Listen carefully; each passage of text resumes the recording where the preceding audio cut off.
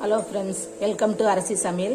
இன்றைக்கி என்னோடய வீடியோவில் ரேஷன் பச்சரிசி வச்சு நம்ம ஒரு காலை டிஃபன் செஞ்சுக்கலாம். நான் ஒரு வெள்ளரிக்காய் எடுத்திருக்கேன். இது ஊற வச்சு 3 மணி நேரம் ஆச்சு. ஒரு 6 தடவை கழுவிட்டு நல்ல தண்ணி விட்டு ஊற வச்சுருக்கேன். 1 கப்பு தேங்காய், 1 கப்பு சாதம், காலையில் வடித்த சாதம் தான். இப்போ ஒரு 12 மணி இருக்கும். இப்போ நான் அரைக்க போகிறேன். இந்த வெள்ளரிக்காவை தோல் சீவிடணும். குட்டி குட்டியாக நறுக்கி நான் மிக்சியில் போட்டு அரைச்சிக்கிட்டு அதுக்கப்புறம் நான் காட்டுறேன் உங்களுக்கு. எல்லாமே ஒன்று போல் அரைச்சிக்கலாம். இப்போ நம்ம வெள்ளரிக்காவை தோல் சீவிக்கலாம்.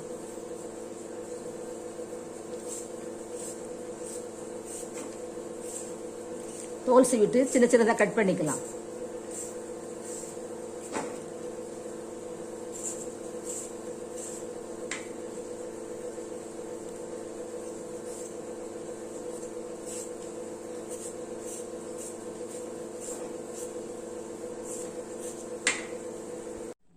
நம்ம வெள்ளரிக்காயை நறுக்கிக்கலாம் குட்டி குட்டியாக.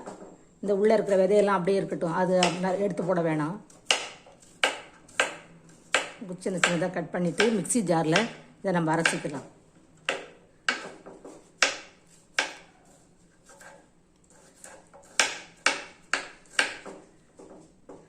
நான் வெள்ளரிக்காயும் தேங்காயும் அரைச்சிக்கிட்டேன். இப்போ சாதம் போட்டுக்கலாம். இப்போ அரைச்சிக்கலாம்.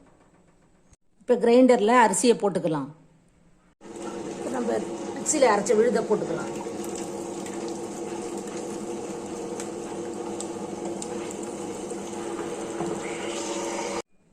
ஃப்ரெண்ட்ஸ், இப்போ நம்ம வெள்ளரிக்காய் போட்டு பச்சரிசி சாதம் தேங்காய் போட்டு அரைச்சி வச்சாச்சு. இப்போ ஒரு 6-7 மணி நேரம் புளிக்க வச்சுட்டு அப்புறம் பார்க்கலாம். ஃப்ரெண்ட்ஸ், நம்ம ரேஷன் பச்சரிசி வெள்ளரிக்காய் தேங்காய் வச்சு சாதத்தை போட்டு அரைச்சி வச்சுருக்கோம். மாவு நல்லா பொங்கிடுச்சு. இப்போ நம்ம ஆப்பம் ஊற்றிக்கலாம். ஃப்ரெண்ட்ஸ், நம்ம ரேஷன் பச்சரிசி வெள்ளரிக்காய் வச்சு தேங்காய் சாதம்லாம் போட்டு அரைச்சி வச்ச மாவு. இப்போ நம்ம ஆப்பம் ஊற்றிக்கலாம். நான் ஒரு ஆப்பச்சட்டி வச்சுருக்கேன்.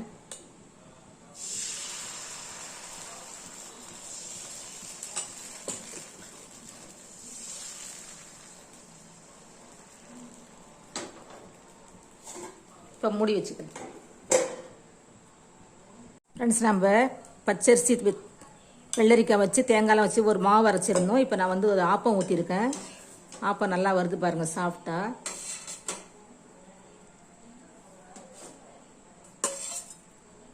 அடுத்ததாக நம்ம ஒரு பன் தோசை ஊற்றிக்கலாம்.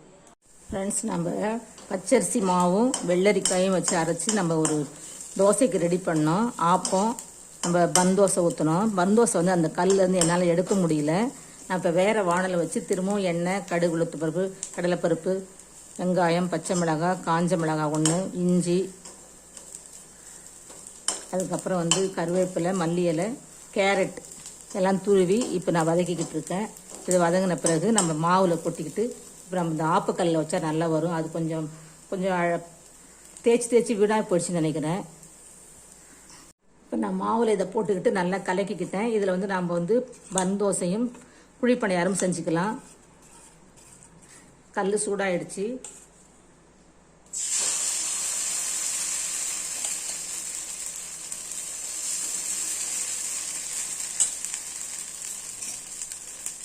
இப்போ எண்ணெய் லைட்டாக ஊற்றிக்கணும்.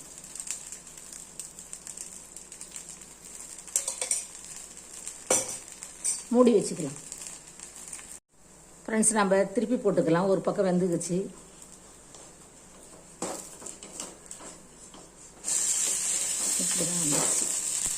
நம்மளோட சூப்பரான பன் தோசை ரெடி ஆகிடுச்சு. இப்போ எடுத்துக்கலாம் வாங்க. இப்போ நம்ம 2 செஞ்சிட்டோம். இதே மாதிரி நீங்களும் செஞ்சு பாருங்கள். பச்சரிசி வச்சு வெள்ளரிக்காய் தேங்காய் சாதம் ஒரு கைப்பிடி, இவ்வளோதான். சூப்பரான பன் தோசை ரெடி ஆகிடுச்சு. ஃப்ரெண்ட்ஸ், நம்ம இப்போ பச்சரிசி வெள்ளரிக்காய் மாவில் நம்ம குழிப்பணியாரம் ஊற்றிக்கலாம். நான் கேரட் எல்லாம் துருவி வெங்காயம்லாம் தாளித்து கொட்டியிருக்கேன். இப்போ நம்ம ஊற்றிக்கலாம். இப்போ நம்ம பணியாரத்தை திருப்பிக்கலாம். ஈஸியாக திருப்ப வரும். வெறும் பச்சரிசி மாவு, சாதம், தேங்காய், வெள்ளரிக்காய். உளுந்து இல்லாதால கொஞ்சம் சாஃப்ட் இல்லாத மாதிரி தெரியும், ஆனால் நல்லாயிருக்கும்.